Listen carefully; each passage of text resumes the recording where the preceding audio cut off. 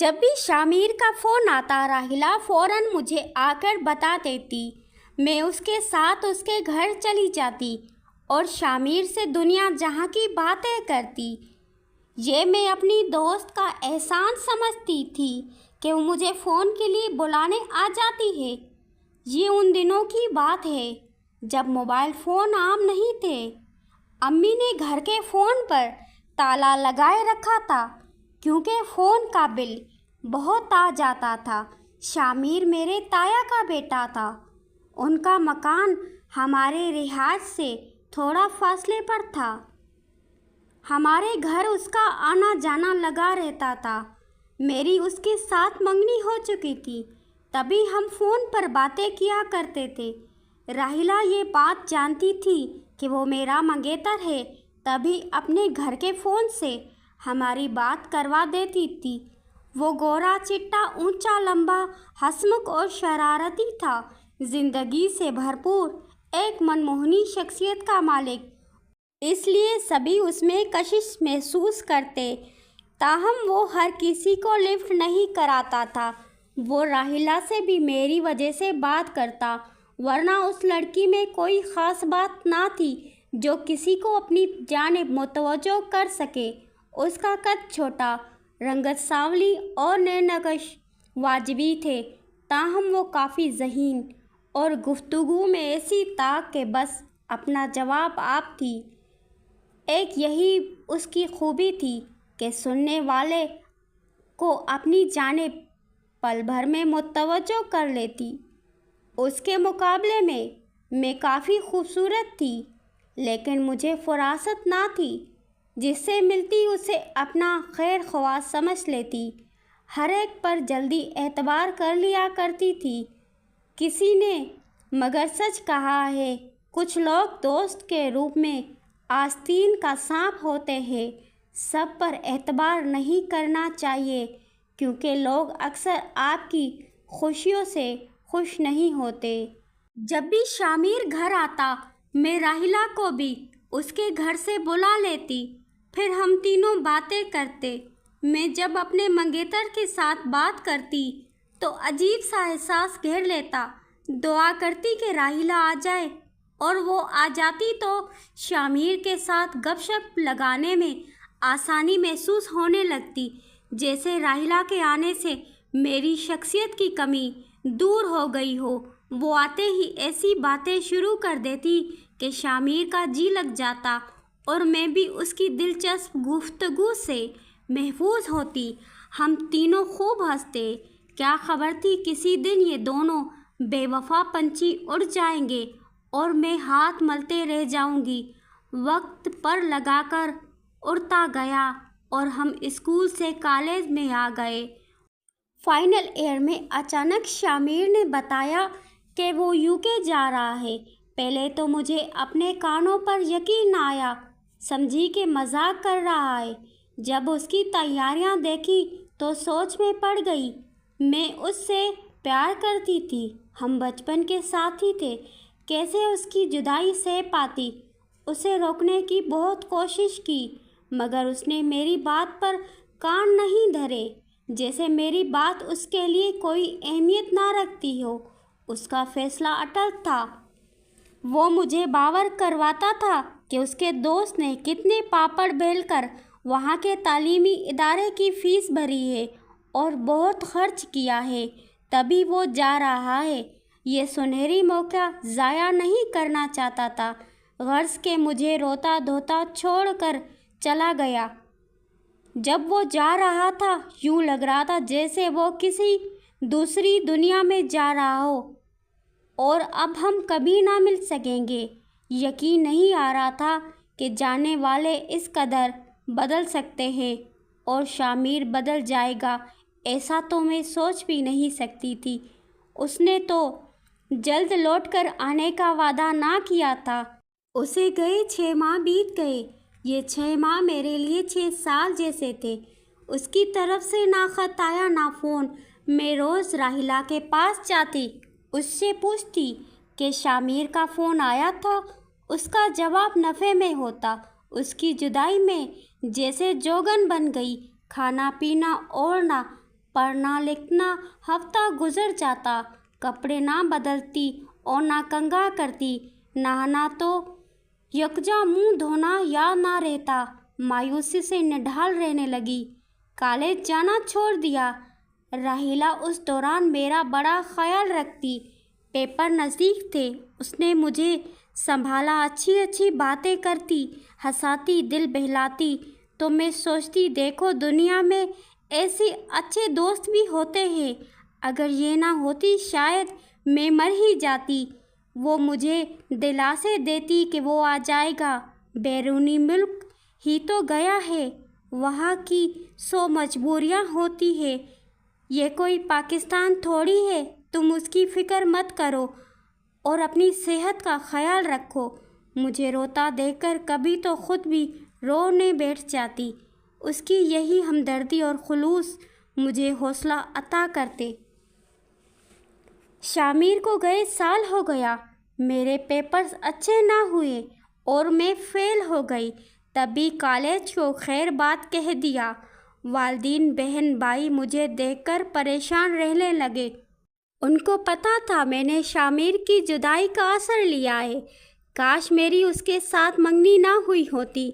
ताया अब्बा ने ना सिर्फ उस रिश्ते को जोड़ा बल्कि अब भी हर एक से यही कहते, किंजा मेरी बहू है, अगर कोई उसका रिश्ता लाया तो मैं उस पर फायर खोल दूंगा।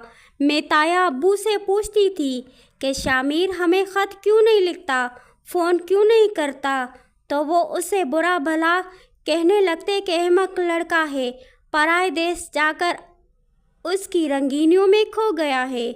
गुमान तक ना हुआ ताया अब्बा ड्रामा कर रहे हैं। लिहाजा हर तरफ से मायूस होकर, बीमार होकर बिस्तर पर पड़ गई। औरत मोहब्बत के मामले में बहुत कमज़ोर होती है।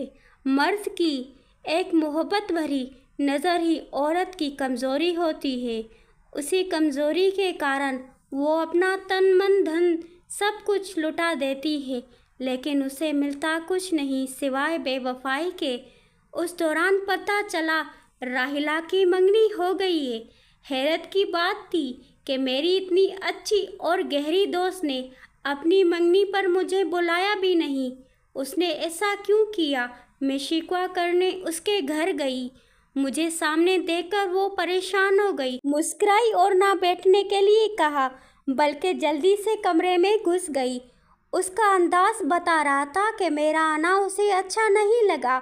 मैं उल्टे कदमों लौटने वाली थी कि मेरी छठी हंस ने चौंकना किया और मैं मारे तहज्जुद से उसके कमरे में चली गई। गिला किया कि तुमने मंगनी पर बुलाया नहीं और अब आई हूँ तो मुंह फेर लिया।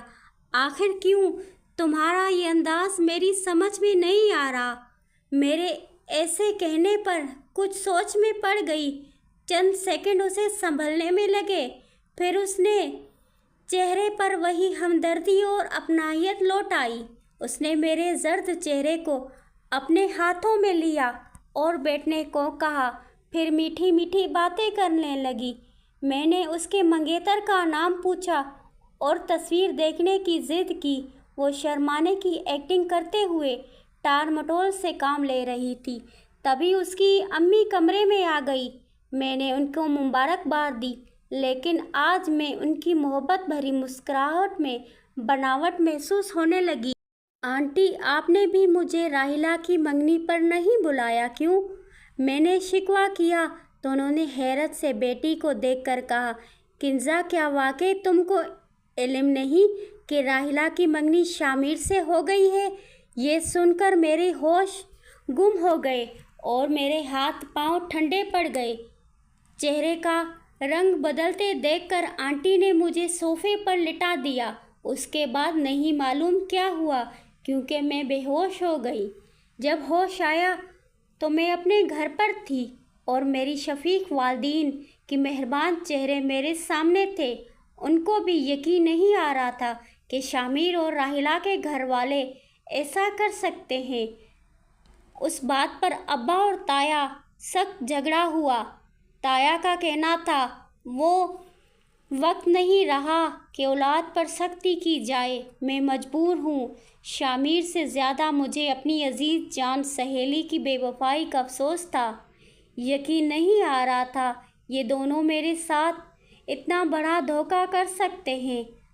اس دکھ نے میری دل کے ٹکڑے ٹکڑے کر ڈالے۔ دونوں ہی میرے اپنے تھے، میں تو ان دونوں کو اپنا وجود کا حصہ سمجھتی تھی۔ اب سمجھ میں آ گیا کہ شامیر کا یوں چلے جانا اور مجھے خط نہ لکھنا، فون بھی نہ کرنے کی وجہ کیا تھی۔ اس کے گھر والے ہم سے جھوٹ بولتے رہے، ہماری اپنے ہم کو دھوکہ دیتے رہے۔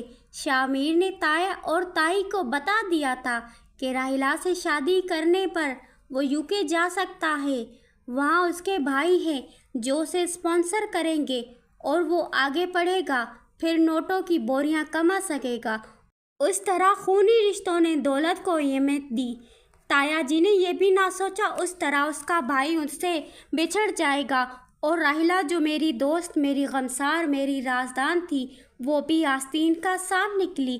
شامیر کو اس نے اچھے مستقبل کی آس دلائی۔ اس کے 2 بھائی زمیندار تھے اور 2 کا UK میں اپنا بزنس تھا۔ وہ مدت سے وہاں سیٹل تھے اور بہت دولت مند تھے۔ اب کچھ عرصے بعد ان دونوں کی شادی ہونے والی تھی۔ مجھے اپنے دل میں دھواں سا محسوس ہوتا جب بھی یہ سوچتی کہ نہ کوئی میرا دوست ہے، نہ کوئی غمسار، تو سب رشتوں پر سے اعتبار ٹوٹ جاتا تھا، دل ڈوبنے لگتا اور دنیا اندھیرا نظر آنے لگتی۔ اب مجھے کوئی کام نہ رہ گیا تھا سوائے شامیر کی بے وفائی کا سوگ منانے کے، اس پر ستم، یہ کہ لوگ مجھے اس کی فرصت بھی نہ دینا چاہتے۔ تبھی بھی مجھے شادی، دوستی اور مرد ذات سے نفرت ہو گئی۔ میں نے کبھی شادی نہ کرنے کی قسم کھا لی، مگر امی ابو تھی کہ ہر وقت اسے فکر میں رہتے کہ ان دنوں میرے لیے اچھے رشتے آتے۔ لوگوں کو پتہ چل چکا تھا کہ اس کے منگیتر نے بے وفائی کی ہے تو خاندان بھر کی ہمدردیاں میرے ساتھ ہو گئی۔ شکل صورت کی اچھی تھی، اس لیے امیر گھرانوں سے بھی رشتے آئے۔ ایک غریب گھر کے لڑکے نے مجھے ٹھکرا دیا تو کئی امیر گھرانوں سے رشتے آئے۔ سوچ بھی نہیں سکتی تھی کہ میری زندگی بدل جائے گی، میں پھر کبھی بہار کے موسم کا منہ دیکھوں گی۔ اللہ تعالیٰ بے نیاز ہے، وہ بڑا مہربان ہے اور نہایتی رحم والا۔ اگر میرے دل پر شامیر کی تصویر نہ ہوتی تو شاید میں دنیا کی خوش نصیب ترین عورت ہوتی۔ میں نے اچھے رشتوں کو ٹھکرا دیا، دل ہی نہیں مانتا تھا کہ اس کے سوائے کسی کو جیون ساتھی بناؤں۔ میرے دل کی کیفیت کوئی ایسی لڑکی جان سکتی ہے جس کو ایسا دکھ ملا ہو۔ ہم لڑکیاں کتنی مجبور اور بے بس ہوتی ہیں۔ بے وفا شامیر اور جلتر راحیلہ کو تو اس کی منزل مل گئی تھی اور میں تڑپتی رہ گئی۔ کچھ دن تک والدین میری حالت دیکھتے، پھر مجھے سمجھانا شروع کر دیا۔ رفتہ رفتہ کبھی رو کر، کبھی پیار منت سماج سے مجھے اس بات پر آمادہ کر لیا میں اپنی گھر بسا لوں۔ یہ میرا تجربہ تھا۔ جب کوئی ہر جانب سے مایوس ہو جاتا ہے تو بہتر یہی ہے اپنا معاملہ اللہ کے حوالے کر دو، اسی میں اس کی بھلائی ہوتی ہے۔ یہ انسان کا اپنا خالق پر بھرپور اعتماد ہوتا ہے جس کو اللہ پاک پسند کرتا ہے اور اپنے بندے کی تقدیر بھی بدل دیتا ہے۔ امی ابو مجھے گھنٹوں یہی سمجھاتے، آخر بات میری سمجھ میں آ گئی اور میں نے ان کا کہا مانا اور اپنی کشتی تقدیر کے حوالے کر دی۔ ان دنوں فراز کا رشتہ آیا اور میں نے والدین کے کہنے پر اسے قبول کر لیا۔ میری شادی فراز سے ہو گئی۔ چند دن تو دل بے سکون رہا، رفتہ رفتہ دل کو سکون آ گیا۔ میری دل میں اپنے خاوند کی محبت جڑ پکڑنے لگی اور ان کے دل میں بھی میرے لیے محبت پیدا ہو گئی۔ یوں ہمارا سنجوگ اور گھر کا ماحول محبت بھرا رہنے لگا۔ تبھی فراز نے کاروبار میں دل لگا کر محنت کی اور آج وہ اپنے ملک کے ایک نامور صنعت کار ہے۔ میں لاکھوں میں کھیلنے لگی، گھر میں کسی شے کی کمی نہ تھی۔ میرے بچے ملک کے بڑے اور اعلیٰ تعلیمی اداروں میں پڑھ رہے ہیں۔ دولت کے ساتھ ساتھ سکون بھی تھا۔ شامیر کی بے وفائی یاد آتی تو کبھی کبھی دل میں درد کی لہر پڑ جاتی۔ کافی عرصے تو مجھے خبر نہ ہوئی وہ کس حال میں ہے۔ بعد میں سنا کہ وہ 2 سال انگلینڈ میں رہا۔ جب واپس آیا تو طے شدہ پروگرام کے تحت اس کی شادی راحیلہ سے ہو گئی۔ کچھ عرصے بعد راحیلہ بھی انگلینڈ چلی گئی۔ نہیں معلوم وہاں وہ دونوں کیسے زندگی گزار رہے تھے۔ میری شادی کو 10 برس ہو چکے تھے۔ ایک دن میکے کو گئی تو پڑوسن امی کے پاس بیٹھی تھی۔ انگلینڈ میں راحیلہ اور شامیر صرف سال بھر ساتھ رہے، پھر پتہ نہیں کیا ہوا، ان کی انبن ہو گئی۔ راحیلہ وطن واپس آ گئی۔ 2 سال میکے میں رہ کر شامیر کا انتظار کیا۔ جب وہ آیا تو صلح کے بجائے طلاق ہو گئی۔ مجھے ان کی طلاق کا سن کر خوشی نہیں ہوئی، تاہم میں نے یہ ضرور سوچا کہ جو لوگ دوسروں کی خوشیوں پر اپنے خواب کا محل تعمیر کرتے ہیں وہ کبھی سکھ نہیں دیکھتے۔ استدعا ہے، اگر کوئی آپ کا دل دکھائے تو آپ اس کو بد دعا نہ دیجیے بلکہ اپنے سکون کی دعا مانگیں، یہی بات اللہ کو پسند ہے۔